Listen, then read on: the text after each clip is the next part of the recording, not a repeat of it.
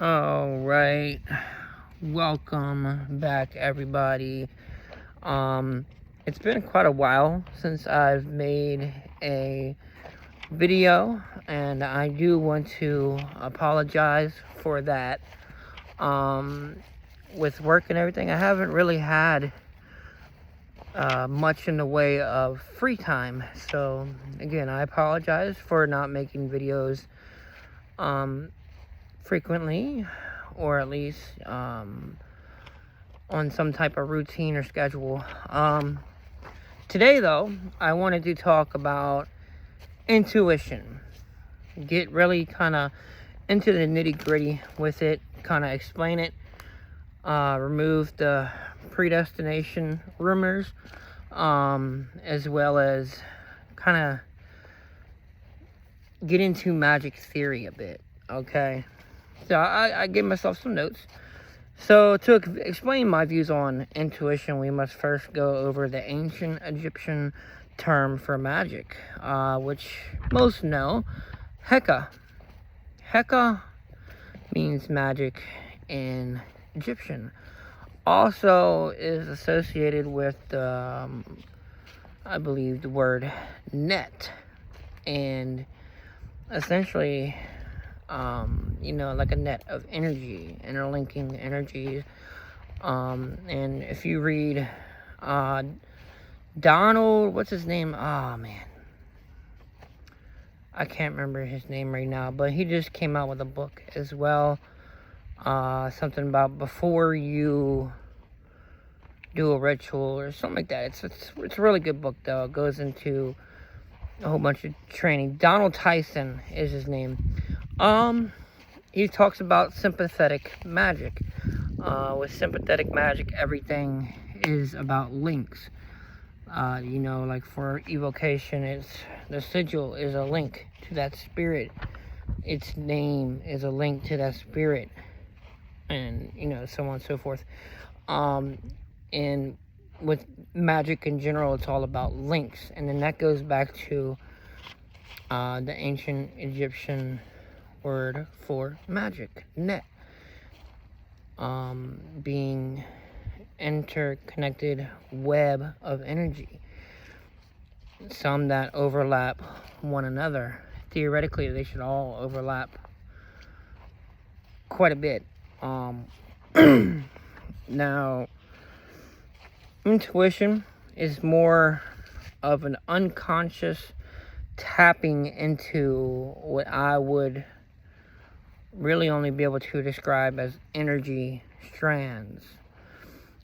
Meaning, everything is putting off a level of energy. And that energy comes in the form of strand, a wave of energy, a pulse, multiple various forms of energy. But when things are linking from one to another, it comes in the form of a strand or a cord. And it's not typical cord, although those cords that you think of in form of love magic or other manipulation and depression and all of that we deal with cord cutting, all ties into this as well. Everything is connected, and intuition is your energy body, right? Your astral being, your astral body, your energy body, reading the energy around you, as well as all the interconnected lines and strands, different pulses being put out by different scenarios, situations, people's groups. Every single thing that can be interacted with is putting off a strand. So if I'm walking,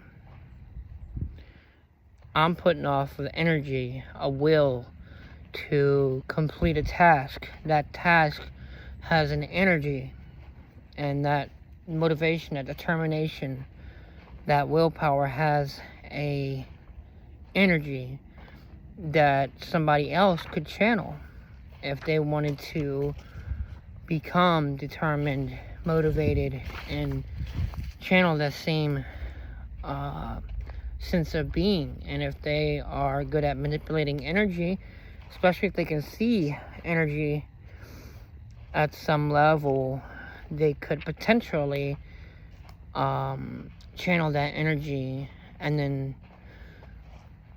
almost in the sense of a current take on that energy. Now, intuition, like I was saying, is it's your energy body reading all of that, and it'll read that, and then it'll read the group. So with the group, that group sends off an energy strand as a collective will, and then each individual person as their own energy strand. So your energy body is reading all of these all at once, and then it gives you a probability, the likelihood of all of the surrounding energies mixed in with your will, and how they're most likely to interact with one another, and your energy body will relay to you the most likely to occur. Now, sometimes it could be absolutely nothing, in the sense of not being meaningful, right? It could just be, oh, so-and-so is going to ask for a bacon cheeseburger.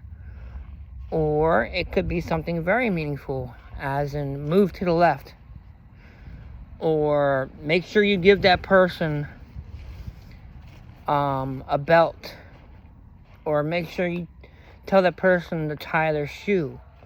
And then you see somebody else step on their foot and they're carrying a knife as they're walking past the person who stepped on their foot, and they could have yanked on their shoestring, and then they could have tripped and stabbed themselves. But because you told him to tie his shoes, you prevented a situation, right?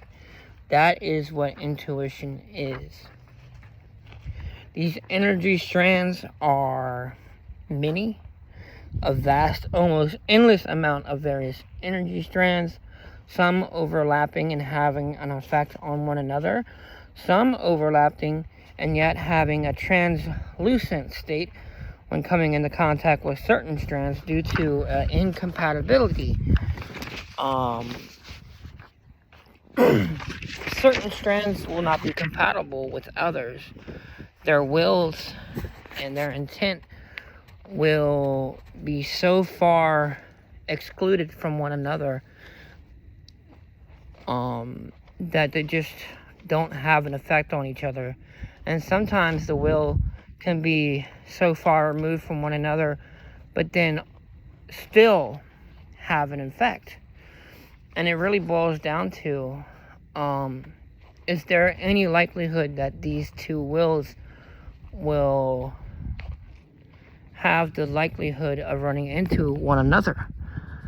If so, then it will have an influence on them. If there is no likelihood, no chance whatsoever, based on the two wills and their current designated outcomes, then it will overlap and not have an effect. But it's all about, the designated endpoints, whether it has an influence or not. And then you'll feel a shift in energy. You will feel your will start to waver, in a sense, due to the mingling of other outside energies.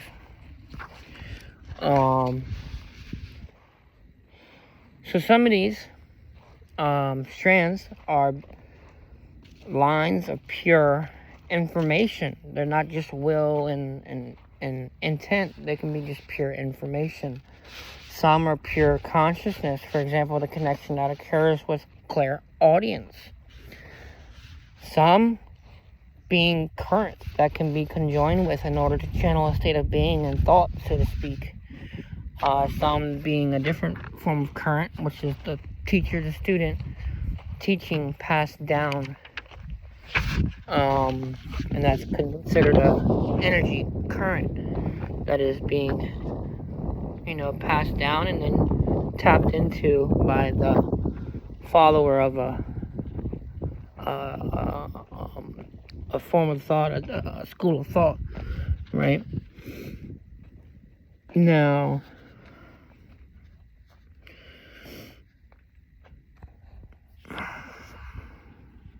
sometimes when intuition comes through, it'll be a weak feeling, and sometimes it'll be a strong feeling.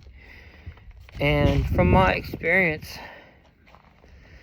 that does not, and I repeat, does not have a guaranteed role on how important it is to follow the intuition. There have been times when it has been overwhelmingly powerful and I don't listen to it and nothing happens. There's been times that I barely feel anything and I listen to it and then I notice that I very nearly avoided death. Typically, it does have a meaning, how strong the intuition is coming through, but not always. Sometimes the connection is not there due to your mind interfering, and that's where we start a new, really interesting